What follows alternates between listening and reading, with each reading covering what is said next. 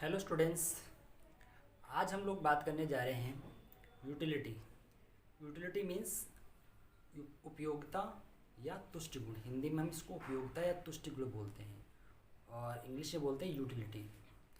तो यूटिलिटी से मतलब क्या है? हम अर्थशास्त्र की बात कर रहे हैं तो अर्थशास्त्र में यूटिलिटी एक शब्द जो आता है, उस यूटिलिटी वर्ड्स की क्या मीनिंग है। यहाँ पे हम देखते हैं कि वस्तु के उस गुण को उपयोगिता या तुष्टि गुण जिससे मनुष्य की आवश्यकता संतुष्ट होती हो। ठीक है, जिससे मनुष्य की आवश्यकता या जो आवश्यकता है वो की संतुष्टि होती हो। कहने का मतलब क्या है कि जब किसी वस्तु में कुछ ऐसा होता है जिसको हम प्राप्त करके, जिसका प्रयोग करके हमारी आवश्यकता को संतुष्टि मिलती है। हम कोई वस्तु जब खरीदने जाते हैं बाज़ार में तो हम उसी वस्तु को खोजते हैं जिसमें वो चीज़ होती है या वो आवश्यकता होती है जो हमको चाहिए। तो हमारा कहने का मतलब क्या है कि वस्तु के अंदर जो शक्ति होती है किसी कंज्यूमर की आवश्यकताओं को संतुष्ट करने की, उसी शक्ति को क्या बोलते हैं? हम यूटिलिटी बोलते हैं या उपयोगिता या तुष्टि गुण बोलते हैं। तो हम देखते हैं कि जो वस्तुएं बाजार में बिकती हैं उसका जो मूल्य निर्धारित होता है, तो वो जो मूल्य निर्धारित होता है वो मूल्य उस वस्तु का मूल्य नहीं होता है, वो उसके अंदर जो शक्ति है, जो पावर है किसी मनुष्य या किसी एक कंज्यूमर की वांट्स को सेटिस्फाई करने की, एक कंज्यूमर की आवश्यकता को संतुष्ट करने की जो पावर है, उसके लिए वो कंज्यूमर उसको खरीदता है। तो हम यहाँ कह सकते हैं कि एक वस्तु के अंदर जो शक्ति होती है कंज्यूमर को सेटिस्फाई करने की, वही उस वस्तु की क्या है? तुष्टि गुण है, उपयोगिता है या यूटिलिटी है। इसके बाद देखते हैं कि एक प्रोफेसर हैं, प्रोफेसर जेवंस, उन्होंने तुष्टि गुण की एक परिभाषा दी है, उसकी बात कर लें। उन्होंने क्या बताया है? तुष्टि गुण या उपयोगिता से हमारा अभिप्राय किसी वस्तु के उस अमूर्त गुण से है जिसके द्वारा हमारे उद्देश्यों की पूर्ति होती है। तो यहाँ पे हम देख रहे हैं जो प्रोफेसर जेवंस है उन्होंने भी क्या बात की है? एक अमूर्त गुण। अमूर्त गुण से मतलब एक ऐसा कोई क्वालिटी है किसी प्रोडक्ट के अंदर होती है जो क्या करती है? वो हमारे उद्देश्यों की पूर्ति करती है। एक कंज्यूमर किसी प्रोडक्ट को खरीदने का उद्देश्य क्या होता है? वो चाहता है कि वो जो प्रोडक्ट खरीदे उससे उसकी आवश्यकता की पूर्ति हो। वो अपनी आवश्यकता को पूर्ति करने के उद्देश्य से ही किसी वस्तु को खरीदता है। तो यहाँ पे जेवंस ने उसी बात को कहा है कि एक अमूर्त गुण की बात कर रहे हैं। अमूर्त गुण मतलब उसके अंदर कोई ऐसा गुण है जो कंज्यूमर की उद्देश्यों की पूर्ति करता है। ठीक है, तो उस वही अमूर्त गुण क्या है? उसको हम कहते हैं तुष्टि गुण। उसके बाद करते हैं, चलिए हम उसके बाद अब बात करते हैं तुष्टि गुण की विशेषताओं के बारे में। ठीक है, क्वालिटीज़ ऑफ यूटिलिटी। तुष्टि गुण की क्या क्या विशेषताएं होती है उसकी बात करते हैं। यहाँ पे हम देखते हैं तुष्टि गुण मानव की आवश्यकता की तीव्रता पर निर्भर करती है। तो देखा जाए अगर हम तुष्टि गुण की बात करें, जैसे हमने पहले भी हम पढ़ चुके हैं कि तुष्टि गुण का मतलब क्या हुआ कि वस्तु के अंदर एक ऐसा अमूर्त गुण होता है जो प्रोफेसर जेवांस ने कहा था, जो किसी मनुष्य या किसी उपभोक्ता की उद्देश्य की पूर्ति करता हो।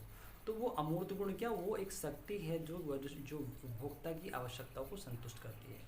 तो यहाँ पे क्या है? मानव की आवश्यकता की तीव्रता पर निर्भर करती है। जो तुष्टि गुण है, जो उपयोगिता है, वो आवश्यकता की तीव्रता। तीव्रता से मतलब क्या हुआ? अब कोई उपभोक्ता किसी वस्तु को पाने की कितना प्रयास करता है, उसको पाने के लिए कितनी कोशिश करता है, या उसको कितनी उत्सुकता है उस वस्तु को पाने में, कितनी तीव्रता है उस वस्तु को पाने में। तो वो डिपेंड करता है कि फिर उसके लिए उसमें कितनी यूटिलिटी है, कितनी उपयोगिता है। कई बार हम देखते हैं किसी एक वस्तु के मूल्य को कोई व्यक्ति उसको ज़्यादा मूल्य देने को तैयार है और कोई कम देने को। ऐसा क्यों होता है? क्योंकि वहाँ पे आवश्यकता की तीव्रता की बात होती है। कोई व्यक्ति उसका मूल्य ज़्यादा इसलिए देना चाहता है क्योंकि उसके अंदर जो वस्तु के अंदर जो अमूर्त गुण है, जो यूटिलिटी है, वो उस वस्तु की आवश्यकता के अनुसार है। मतलब उसकी आवश्यकता ज़्यादा है, वो चाहता है कि ये वस्तु मुझे मिल जाए। जो आवश्यकता उस वस्तु की के लिए जो आवश्यकता उस वस्तु की वो ज़्यादा है, तो उसके लिए ज़्यादा मूल्य देने को तैयार होता है। तो उसकी आवश्यकता की तीव्रता ज़्यादा है, इसलिए वो वस्तु को पाने की कोशिश करता है। तो उसके लिए जो यूटिलिटी है वहाँ पे डिफरेंट है, ज़्यादा है। और दूसरा व्यक्ति है वो उसके लिए उतनी वो आवश्यक नहीं है, वो खरीदना चाहता है लेकिन वो उसके लिए ज़्यादा दाम नहीं देना चाहता, तो वो उसके लिए उतनी ज़्यादा आवश्यक नहीं है, तो इसके लिए क्या हुआ, उसके लिए उसमें जो यूटिलिटी है वो कम है। फिर तुष्टि गुण का भौतिक रूप नहीं होता। अब यही बात हम डिफिनेशन में ही पढ़ चुके थे कि एक अमूर्त गुण है, ये इसमें कोई भौतिक रूप नहीं है, हम तुष्टि गुण को देख नहीं सकते कि तुष्टि गुण कैसी होती है। ये हम महसूस कर सकते हैं, अगर कोई वस्तु हमें पाना है, उसकी इच्छा है पाने की, उसके लिए हम ज़्यादा प्राइस देने को तैयार हैं, तो वो एक फीलिंग है, एक अनुभव है कि हम उस वस्तु से कितनी आवश्यकता प्राप्त कर रहे हैं, कितनी संतुष्टि प्राप्त कर रहे हैं। अगर उसकी संतुष्टि ही एक तरह से देखा जाए क्या है, तुष्टि गुण है, क्योंकि हम उस संतुष्टि जो हमको मिलेगी उस वस्तु से, वही हमारे लिए एक तुष्टि गुण होता है और वही उसका एक रूप होता है, उसका कोई भौतिक रूप नहीं होता। फिर तुष्टि गुण सापेक्षिक होती है। सापेक्षिक का मतलब क्या होती है कि तुष्टि गुण है वो समय और स्थान के साथ या व्यक्ति के साथ बदलती है।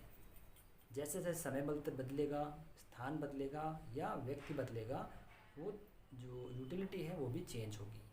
अब जैसे कोई वस्तु है जिसको आज हमें ज़रूरत ज़्यादा है, लेकिन कुछ समय बाद उसकी जो ज़रूरत कम हो जाएगी तो यूटिलिटी भी कम हो जाएगी। या अगर हम स्थान की बात करें, कई बार जो वस्तु एक स्थान पर जिसकी मांग ज़्यादा होती है उसमें उसकी तुष्टि गुण भी ज़्यादा होती है, लोग ज़्यादा मूल्य देने को तैयार हैं। वही वस्तु जब किसी दूसरे स्थान पे बिकती है तो उसकी मांग उतनी नहीं होती है, उसमें तुष्टि गुण भी कम हो जाता है। तो इस तरह से हम कह सकते हैं कि जो तुष्टि गुण है वो सापेक्षिक होता है, जो टाइम, प्लेस और डिपेंड करता है पर्सन पे। नेक्स्ट जो हमारा इसकी विशेषता है वो तुष्टि गुण और संतुष्टि समान नहीं है। यहाँ पे हम बात कर रहे हैं कि जो संतुष्टि है या तुष्टि गुण, उसको हम समान नहीं कर सकते, क्योंकि जो संतुष्टि है वो हमें वस्तु को प्राप्त करने के बाद ही प्राप्त होती है, लेकिन हम तुष्टि गुण जो होते हैं वो वस्तु में हमेशा के हमेशा रहता है, चाहे हम उसका प्रयोग करें या ना करें। क्योंकि कोई वस्तु अगर बाज़ार में बिकती है तो उसके अंदर तुष्टि गुण है तभी वो बाज़ार में बिक रही है, लेकिन वो डिपेंड करती है कि व्यक्ति उस वस्तु के लिए कितना मूल्य देता है या किस व्यक्ति के लिए तुष्टि गुण है या नहीं है। लेकिन संतुष्टि हम तभी प्राप्त कर सकते हैं जब उस वस्तु का प्रयोग करेंगे। तो यहाँ पे हम संतुष्टि और तुष्टि गुण को समान नहीं कह सकते, ये दोनों ही अलग हैं। फिर हम बात करते हैं नेक्स्ट, तुष्टि गुण मापा जा सकता है। तुष्टि गुण को माप सकते, मेजर कर सकते हैं, और तुष्टि गुण को मापने के लिए जो मापदंड है वो क्या है, मनी है। कोई व्यक्ति जब किसी वस्तु के लिए जो मूल्य देना चाहता है, उससे ये पता चलता है कि वो वस्तु में उस व्यक्ति के लिए कितना तुष्टि गुण है, क्योंकि जितना वो अधिक मूल्य देना चाहेगा उतनी ही यूटिलिटी उसमें ज़्यादा है, उतनी ही उपयोगिता ज़्यादा है। तो हम कहने का क्या मतलब हुआ कि हम जो वस्तु है उसके अंदर तुष्टि गुण है, यूटिलिटी है, उसको मेजर कर सकते हैं, किसमें, मनी के रूप में, कि किस तरह से अगर जो व्यक्ति ज़्यादा मनी देने को तैयार है, ज़्यादा वैल्यू देता है, उसके लिए ज़्यादा है, और जो व्यक्ति उसको कम दाम देना चाहता है, कम प्राइस देना चाहता है, तो उसके लिए यूटिलिटी उस वस्तु में कम है। नेक्स्ट जो विशेषता है वो है तुष्टि गुण नैतिक मूल्यों से प्रभावित नहीं होता। जो तुष्टि गुण है, यूटिलिटी है, वो नैतिक मूल्यों से प्रभावित नहीं होती। नैतिक मूल्य से मतलब क्या है कि अगर कोई कार्य अच्छा है या बुरा है, यहाँ पे ये चीज़ इफ़ेक्ट नहीं करता, क्योंकि वस्तु के अंदर तो यूटिलिटी है। अगर कोई वस्तु चाहे वो चोरी करके प्राप्त होती है या कैसे भी प्राप्त होती है, तो उसके अंदर जो सेटिस्फाइंग पावर तो एग्जिस्ट करती है। तो यहाँ पे जो नैतिक मूल्य है वो उसको इफ़ेक्ट नहीं कर सकते। वस्तु चाहे वो खरीदी गई हो या वो चोरी की गई हो, उसके अंदर वो तुष्टि गुण होती है। तो यहाँ पे हम उसको कोई भी जो नैतिक मूल्य हैं उसको प्रभावित नहीं कर सकते। तो हमने आज देखा कि तुष्टि गुण क्या होता है, उसके बाद उसकी परिभाषाएं देखी, फिर हमने देखा तुष्टि गुण की जो विशेषताएं क्या क्या होती हैं।